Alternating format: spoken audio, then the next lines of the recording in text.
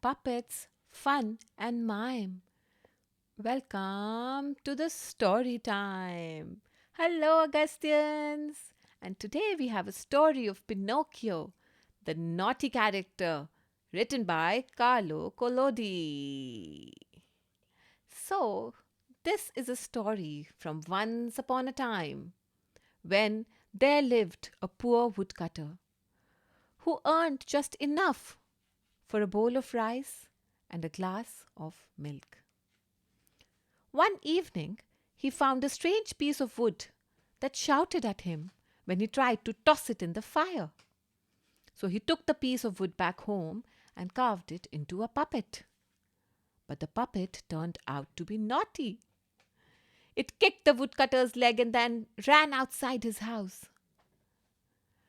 He was so naughty that he even got his father, the woodcutter, arrested by telling the police, "This man tried to steal me." But the woodcutter loved his doll like a son and even sold his favorite tool to buy him a school book, just so that he could go to school. He named the doll Pinocchio. Pinocchio was excited about going to school.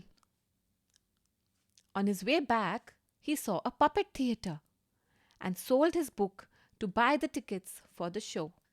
"One ticket, please." But at the show, the puppets tried to make friends with Pinocchio instead of performing. "What's your name?" "Hello." The master of the show was upset. "Please leave. I'll give you 5 coins if you just leave my show." Pinocchio finally left, but not before he collected the 5 coins. Outside the theatre, Pinocchio met a crooked cat and a crafty fox. "You have 5 coins. You should plant them at the money fields. Then your coins will grow into a money plant and you will be rich," said the cat and the fox. Now tell me, Augustians, is this possible? Of course not. Cat and the fox were frauds, and they tied Pinocchio with a rope to a tree. And Pinocchio was left shouting, "Please let me go! Please let me go!" The cat and the fox parted ways with Pinocchio, but only to disguise themselves as thieves, to rob him. The fox and the cat searched for the money, but they were chased by a silver-haired fairy. And Pinocchio was very thankful. "Thanks for saving me." The fairy asked him, "Are you carrying any money?" Pinocchio was shocked to see his nose grow when he lied. "Ah, what is this happening with me?" Anyways, he moved and he ran into the cat and the fox once again. And together they planted all the coins under the earth. "This is going to grow into a big money tree. Don't think we are trying to fool you. You're going to be rich." The parrot sitting on the tree was looking at all this. He said, "You're such a fool! Can't you see they tricked you, fool?" But when Pinocchio left, the cat and the fox returned to dig the money up. Pinocchio was angry, so angry that he found the gorilla judge and complained. The judge felt bad for Pinocchio, but he was left with no other choice than to throw him in jail for his crime of foolishness. Luckily for Pinocchio, he was let out soon and went back to the fairy's cottage. But once there, he found nothing but a gravestone. "No, the poor fairy must be dead. Pinocchio, your father must be looking everywhere for you."